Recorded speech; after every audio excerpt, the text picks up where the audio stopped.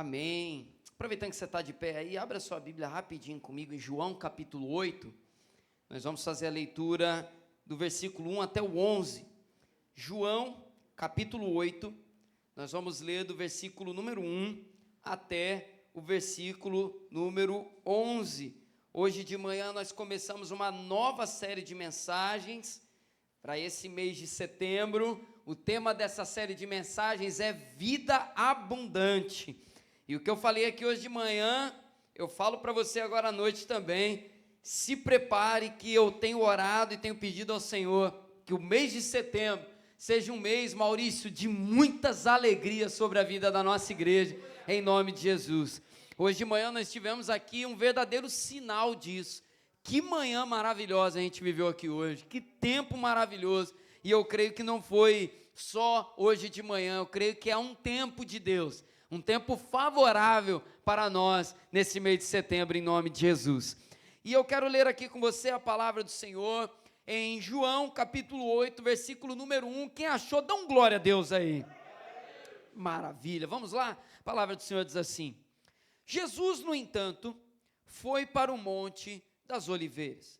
De madrugada, voltou novamente para o templo, e todo o povo se reuniu em volta dele, e Jesus, assentado, os ensinava.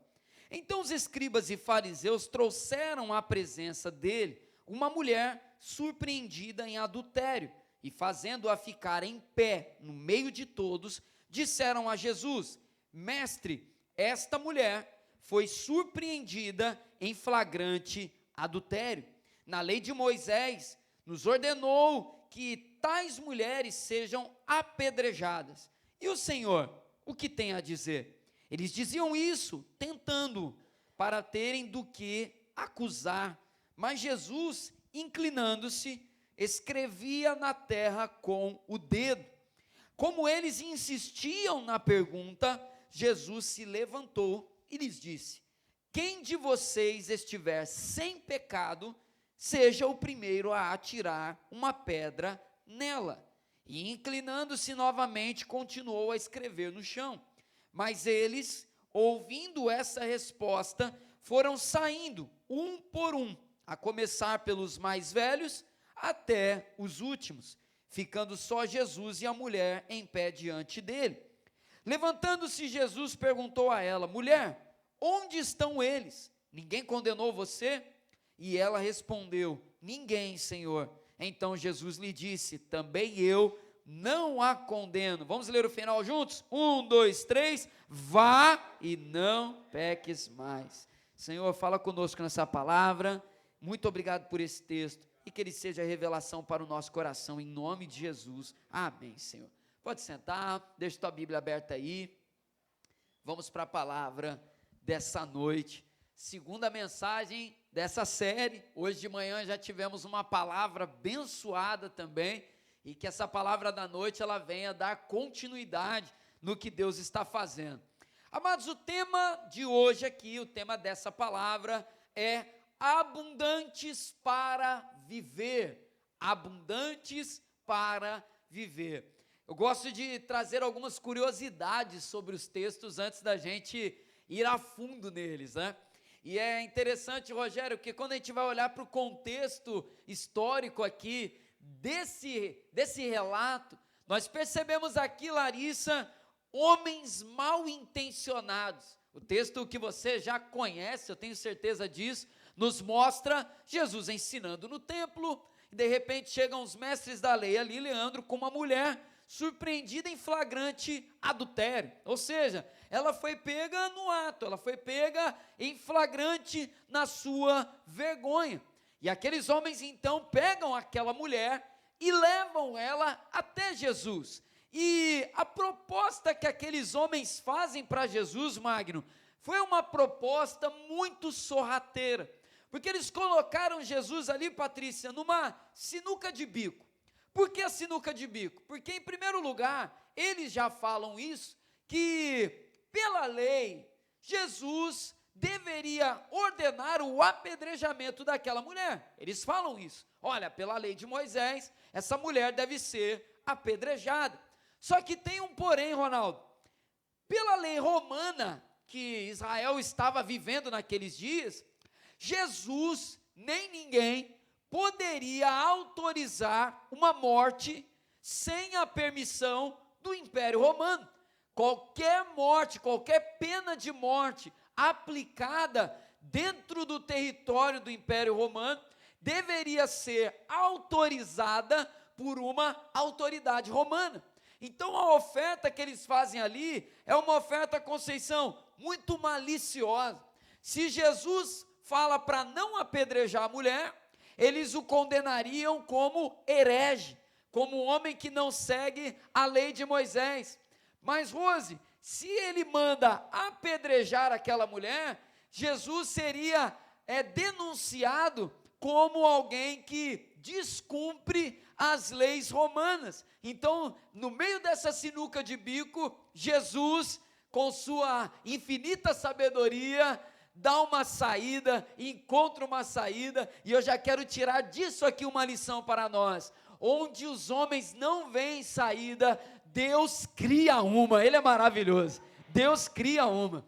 E eu quero chamar a sua atenção aqui, porque a vontade de Deus para a nossa vida é que nós sejamos abundante em vida, abundante em alegria, abundante em experimentar aquilo que Ele nos oferece. Ser abundante é ser transbordante, é ser próspero, é ser cheio, é ser farto de algo. E nessa noite, essa palavra vem trazendo para você esse ensinamento. Deus tem abundância de vida para todos nós. E eu quero entrar no primeiro ponto dessa mensagem, para a gente poder refletir aqui.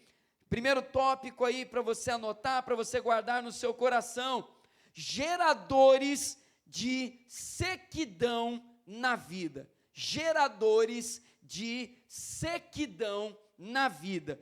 E quando a gente olha para o texto, vem comigo aqui mais uma vez, para a gente fazer a leitura, versículo número 3, vamos lá? Versículo 3 vai dizer assim: então os escribas e fariseus trouxeram à presença de Jesus uma mulher surpreendida em adultério e, fazendo-a ficar em pé no meio de todos, disseram a Jesus: mestre, esta mulher foi surpreendida em flagrante adultério.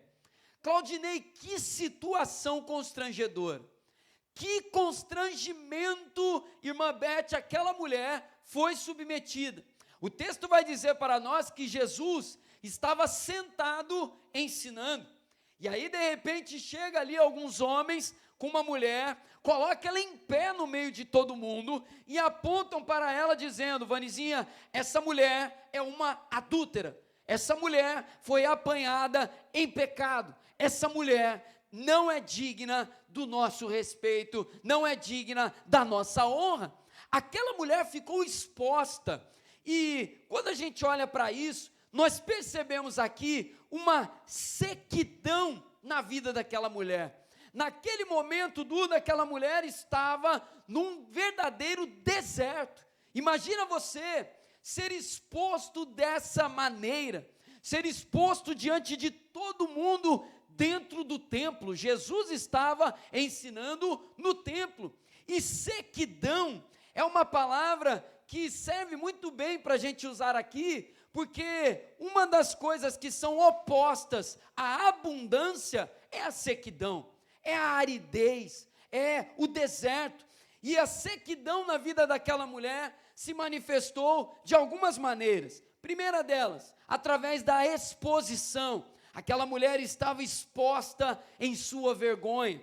Uma outra coisa que manifestou a sequidão na vida daquela mulher, Diego, foi que ela estava humilhada. Ela estava sendo humilhada. Quando somos humilhados, nós vivemos um momento de sequidão na nossa vida, um momento de aridez, um momento de deserto.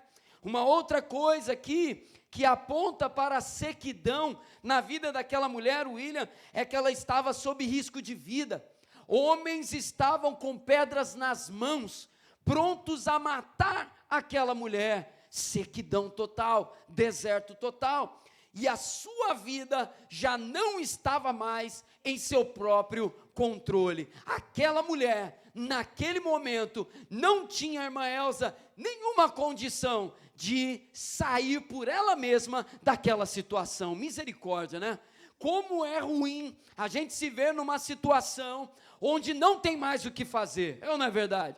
É horrível, você está numa situação e alguém está ali tentando te ajudar, e aí, Letícia, de repente alguém vira para você e fala assim: Letícia, não tem mais o que fazer. Isso é horrível. Isso é horrível. Leandro, não adianta correr, não adianta pedir empréstimo, não adianta gritar, não adianta chorar, não adianta espernear. Não tem mais o que fazer. Sequidão total. Sequidão total. Essa era a condição daquela mulher. Irmã Graça, sequidão. E aí, quando eu trago para a nossa aplicação aqui nessa palavra, duas coisas geram sequidão na vida de uma pessoa. A primeira delas é o pecado. O pecado gera, Luiz, sequidão na nossa vida, aridez, deserto. E quando a gente olha aqui para o caso dessa mulher, o que levou ela a cair naquela condição, Edgar, foi o seu pecado. Aquela mulher, às vezes quando a gente aborda esse texto, a gente é tentado a ignorar esse lado, mas não devemos ignorar. Aquela mulher pecou. Aquela mulher, em um determinado momento da sua vida, ela escolheu colocar o seu prazer, colocar uma alegria momentânea à frente daquilo que era o certo para a vida dela. E o pecado, ele age dessa maneira. O pecado, Felipe, ele vem com uma proposta muito sedutora. Todo pecado, ele vem com uma promessa de abundância. É o tema da nossa reflexão, abundância.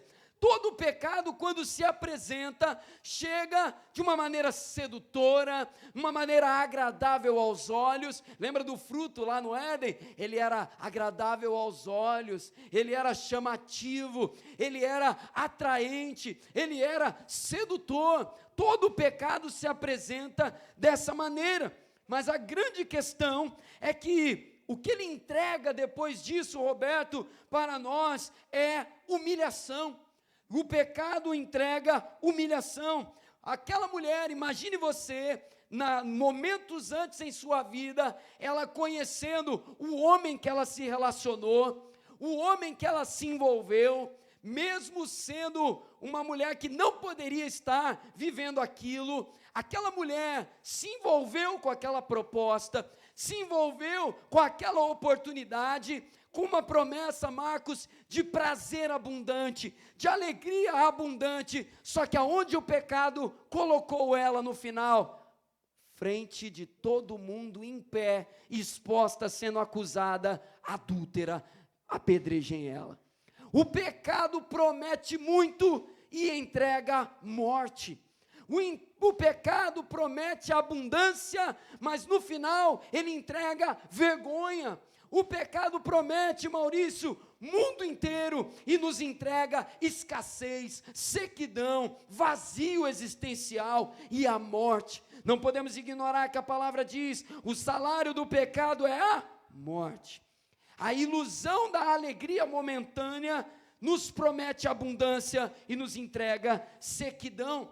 Não se iluda, para viver uma vida abundante na sua vida, você não precisa quebrar princípios do Senhor. Você crê nisso, amém? Para viver alegrias na sua vida, você não precisa cair em pecado, você não precisa pegar atalhos, por mais sedutores que eles sejam. E eu oro nessa noite, se você está vivendo um momento hoje na sua vida, onde o pecado se apresenta como um atalho para você, a palavra de Deus para você nessa noite: se afaste desse caminho em nome de Jesus. Se afaste disso, porque Deus não dá jeitinho brasileiro, Deus não age com malandragem, Deus não faz gambiarra, o Senhor age no certo. O pecado não é uma possibilidade para nós. O pecado promete abundância, mas ele gera sequidão. Agora, uma outra coisa que nos leva também à sequidão é a ação dos acusadores. E aí eu quero ler com você, mais uma vez, o versículo número 4. Versículo 4, versículo 5 vai dizer: disseram a Jesus: mestre, essa mulher foi surpreendida em flagrante adultério. Na lei de Moisés, nos ordenou que tais mulheres sejam apedrejadas. E o Senhor, o que tem a dizer? Acusações nos levam à sequidão também. Quem nunca passou por uma situação onde uma palavra do inferno, Rogério, é lançada contra a vida, recebe ali, Andréia, um ataque verbal, uma palavra de maldição, e aquela palavra entra no coração. Quando a acusação vem sobre a nossa vida e nos pega vulneráveis, Kátia, a gente acredita naquela palavra, a gente absorve aquela palavra, e a acusação das pessoas faz com que a gente questione nosso valor, quem somos diante de Deus, fazem questionar as promessas que Deus tem para nós, porque a acusação, ela gera sequidão. De repente você viva num ambiente que é assim, talvez você viva num ambiente familiar que seja assim, um ambiente de trabalho, um ambiente de estudo, ou talvez em algum momento você passou por isso. A acusação, os ataques geram sequidão na nossa vida, roubam nossa alegria, tiram nosso prazer verdadeiro, nos roubam momentos preciosos, como nós falamos também aqui na semana passada. A acusação nos joga no deserto, a acusação fere a nossa vida, a acusação fere profundamente. Quantas palavras que são ditas. Talvez você já tenha vivido algo ou conheça alguém que já viveu isso, que na infância recebia palavras malditas o tempo inteiro. Você não vai dar em nada, você é isso, você não aprende, você é um fracasso, você é isso, você é isso, você é aquilo outro. E essas palavras vão ferindo, e as feridas vão sendo abertas, e as feridas vão sendo ampliadas, e o resultado é que a vida vai sendo tirada, e a sequidão vai sendo gerada dentro de nós. A acusação gera prisões. Quantos já vivem hoje em dia em prisões que não foram geradas por ações, mas por palavras? Palavras têm poder, Arthur, de aprisionar. Palavras têm poder de nos prender em situações que Deus não criou a gente para viver. Por isso eu digo para você também nessa noite: saia da prisão que as palavras tentam te prender em nome de Jesus. Saia disso. Você não é o que a acusação diz a seu respeito. Você não é o que os ataques dizem ao seu respeito. Acusadores implacáveis nos fazem deixar de viver a abundância de vida. A acusação tem poder até mesmo de roubar a nossa identidade. Você já parou para pensar nisso? Quantas pessoas perderam o nome porque ganharam outro? Como assim, pastor? Luiz, quantas pessoas perderam seu nome? O nome era Francisco, o nome era João, o nome era Maria. Só que a acusação, sabe, Rose, como que a acusação tira o nome da gente e nos dá uma nova identidade? Ah lá o adúltero, ah lá o viciado, ah lá a mentirosa, olha lá o falso, olha lá pensa aí em algum pecado mentiroso, olha lá. E a acusação, ela tira o nosso nome, e eu não sou mais o Cleiton, eu passo a ser aos olhos das pessoas o pecado que eu cometi na minha vida, o pecado que eu tropecei na minha vida. E o acusador, ele rouba o seu nome, ele rouba a identidade que Deus te deu. E aí, Fernanda, cola na pessoa a identidade do pecado. Nesse momento aqui, essa mulher não tem nome, essa mulher é a mulher adúltera, a mulher adúltera. E isso vai roubando vida de nós. E eu quero nessa noite trazer uma palavra libertadora para nós. Deus tem poder para quebrar esse ciclo nas nossas vidas. Deus tem poder. E o segundo ponto dessa mensagem, eu falo isso. Segundo ponto, há um mover de Deus acontecendo. Há um mover de Deus acontecendo. Você crê nisso, amém? Há um mover de Deus acontecendo. Vou pedir para projetar, Gabi, por favor. João 7, versículo 2. Vamos lá? João 7, versículo 2. A palavra diz assim: e a festa dos judeus, chamada festa dos, estava próxima. Versículo 10, por favor. Depois que os seus irmãos, Sucote, isso mesmo, depois que os seus irmãos tinham ido à festa, Jesus também foi, não publicamente, mas em segredo. Você pode repetir comigo o tópico da mensagem agora? Diga assim: há um mover de Deus já acontecendo. Aquela mulher, às vezes a gente fala pouco disso, mas esse ponto agora aqui, ele é um divisor de águas nessa palavra. Aquela mulher, Isaac, foi acusada, mas a gente fala pouco. O que estava acontecendo naquele dia? Como que aquela mulher foi parar, Andréia, em Jerusalém, naquela ocasião? Era a festa dos tabernáculos. O dia que aquela mulher foi levada, Larissa, na frente de todo mundo, foi durante a festa celebrada pelos judeus, a festa dos tabernáculos. Primeiro lugar aqui, era uma festa, era um tempo, Leandro, de celebração. A alegria estava no ar, a alegria estava no ambiente, festa, alegria. Deus é tão maravilhoso que Ele dá festa para a gente celebrar, olha que coisa boa. Alegria, o povo celebrando uma festa. E nesse ambiente, aquela mulher estava sendo acusada e ameaçada de morte. Está acompanhando comigo, amém? Que festa era essa? A festa dos tabernáculos tinha um significado duplo. Primeira coisa, na festa dos tabernáculos, Edgar, celebrava-se as colheitas.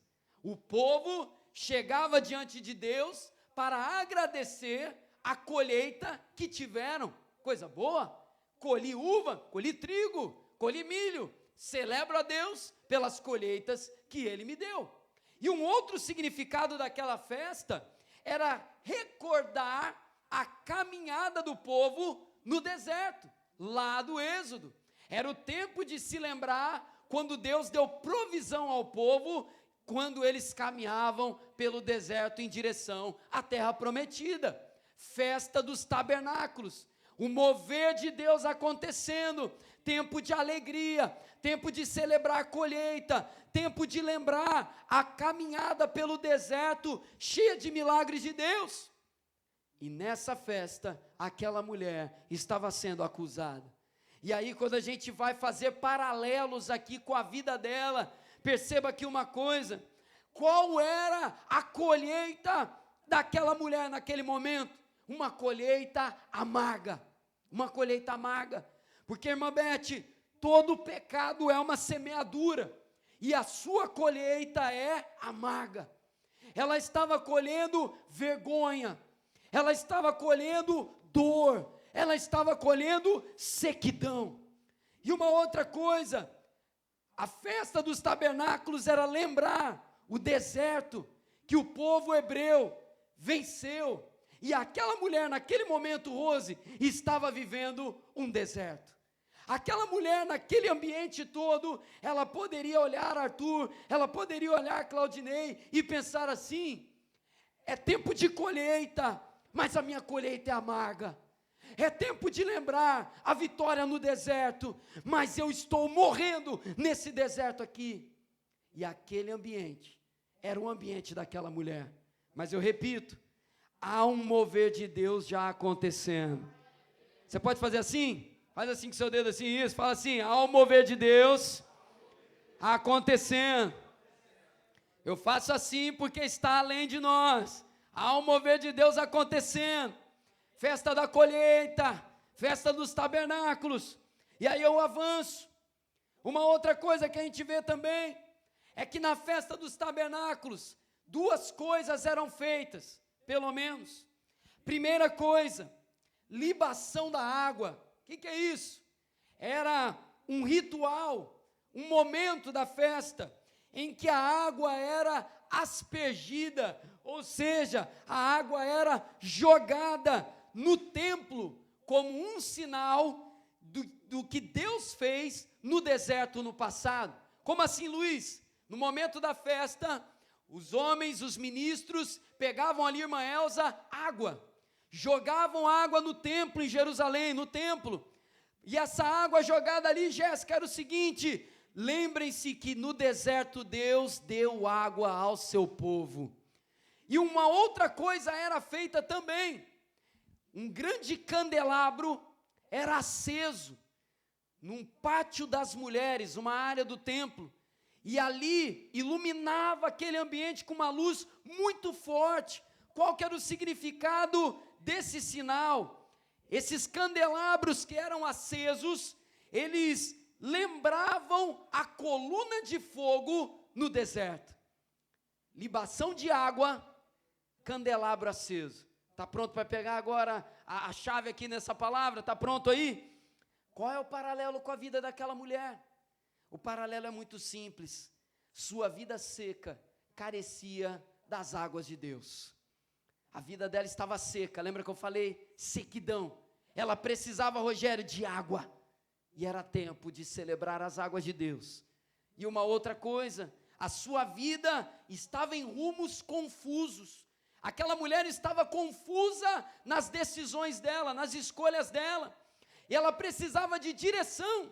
E um dos propósitos do candelabro, né, Maurício? É iluminar para dar direção. É iluminar para apontar. O candelabro significa a presença do Espírito Santo que direciona o povo, que conduz o povo. Aquela mulher precisava de água e precisava de luz para o seu caminho. Aquele rito que era feito no templo em Jerusalém ia muito além, Patrícia, daquela festa, apontava para algo que Deus estava fazendo. É tempo das águas de Deus jorrarem, é tempo das luzes serem acesas. O mover que Deus estava fazendo naquele tempo, naquele momento, era o que aquela mulher apanhada em adultério precisava para a sua vida. E isso é importante nessa palavra para a gente entender. Na terra era tempo de acusação na vida daquela mulher, mas no céu,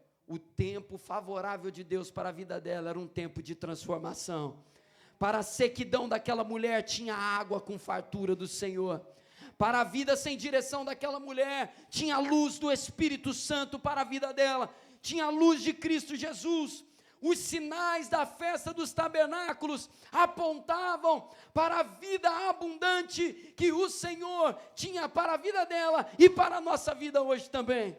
O Senhor tem vida abundante para nós, em tempos de sequidão, em tempos de escassez, em tempos de adversidade, que você venha se lembrar, Deus está movendo com as suas águas, e Ele pode encharcar a minha vida hoje.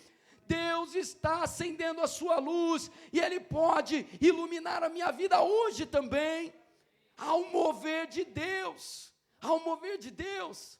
Ali era uma festa que estava sendo celebrada naquele momento, mas nós hoje podemos declarar com toda a certeza do nosso coração: o mover de Deus não está restrito a um tempo, o mover de Deus não está restrito, Conceição, a um calendário. Deus está fazendo agora o que eu preciso viver na minha vida, basta que eu abra o meu coração, e Ele vai derramar vida abundante sobre mim. Se você está vivendo um tempo de escassez e sequidão na sua vida, esse é um tempo de virada de chave para todos nós. Se há um tempo de sequidão na família, esse é um tempo de Deus encharcar o teu lar. Se você está vivendo um tempo de sequidão ministerial, é um tempo de Deus encharcar teu ministério. É o tempo de trazer para a terra o que Deus está movendo nos céus. É tempo disso. E eu quero fechar essa mensagem justamente com esse ensinamento. Quando o céu invade a terra. Quando o céu invade a terra. Terceiro e último ponto dessa mensagem. Irmã Graça, o que Jesus nos ensinou na oração que Ele deixou para nós? Seja feita a tua vontade, como que Ele fala? Assim na terra como nos céus.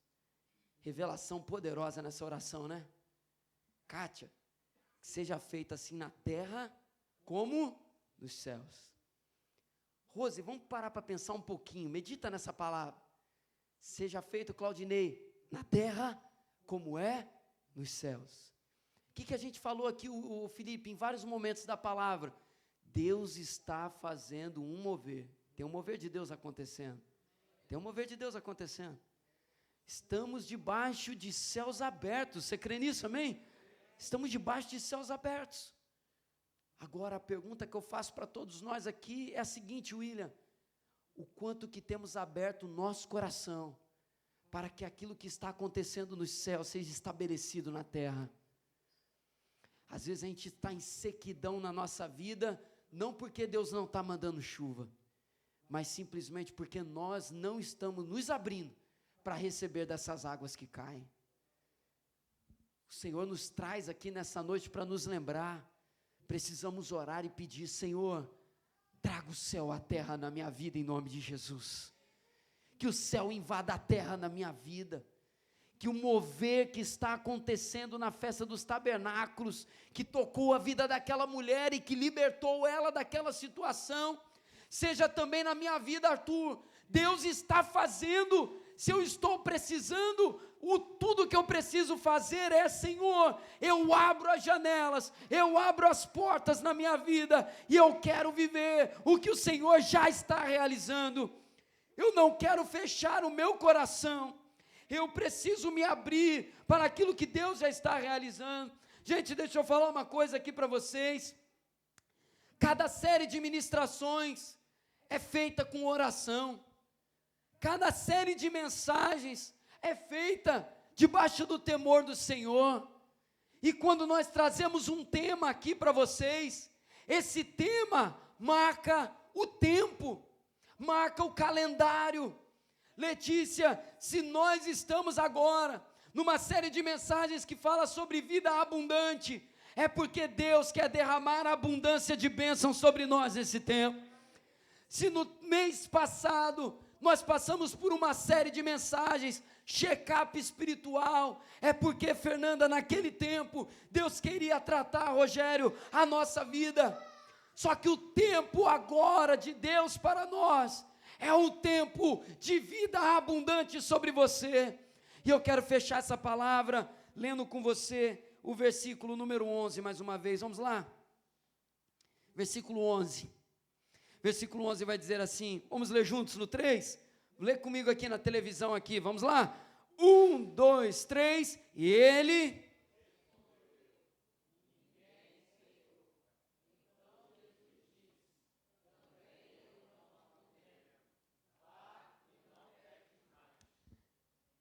Jesus libera aquela mulher. Libera para viver agora uma vida abundante. Abundante. Jesus não liberou aquela mulher passando a mão na cabeça dela, a gente já falou muito disso daqui, mas, nesse momento, essa palavra de Jesus aqui, Leandro, é profunda para nós. Jesus libera aquela mulher, em outras palavras, vá viver abundância de vida, não se iluda mais com as propostas do pecado, não permita mais que brechas sejam abertas para que o acusador te ataque. As brechas, Luiz, precisam ser fechadas. Só que Rose, ao mesmo tempo, Edgar, Jesus fala para aquela mulher, vá, porque agora é vida abundante para você. Os teus acusadores não têm poder para te atacar. O nosso acusador não tem poder para nos atacar. As pedras ficaram no chão, os acusadores bateram em retirada, porque Deus quer nos dar vida abundante. Deus quer trazer o céu para a nossa terra. Deus quer trazer fartura de vida sobre nós, e eu oro para nós, eu oro por nós nessa noite, para que o Senhor nos abençoe com essa abundância de vida. Se você chegou até aqui, nessa fase do ano, precisando de um novo tempo de Deus sobre a sua vida, precisando viver uma nova estação, eu declaro nessa noite, na autoridade do nome de Jesus, esse tempo chegou em nome de Jesus sobre nós. Esse tempo chegou. Hoje de manhã nós tivemos um sinal disso. uma manhã gloriosa, uma manhã cheia da manifestação do Espírito. E há um sinal claro de Deus sobre a IMEFRE nesse tempo. É um mês de resgatar a alegria. É um mês de resgatar a abundância de vida. Há um mês de resgatar a verdadeira alegria do céu para ser vivida aqui nessa terra. Semana que vem nós vamos receber palavras sobre família. Nas outras semanas vamos receber tantas outras palavras, mas eu fecho essa ministração aqui, dizendo para você nessa noite, tome posse de uma vida abundante de Deus sobre a sua vida, em nome de Jesus. Há um novo tempo de Deus chegando, e que nós possamos abrir as janelas e dizer, Senhor, pode derramar, que eu estou aqui pronto para receber, em nome de Jesus. Posso ouvir um amém? Você pode aplaudir ao Senhor por isso? Glória a Deus. Aleluia.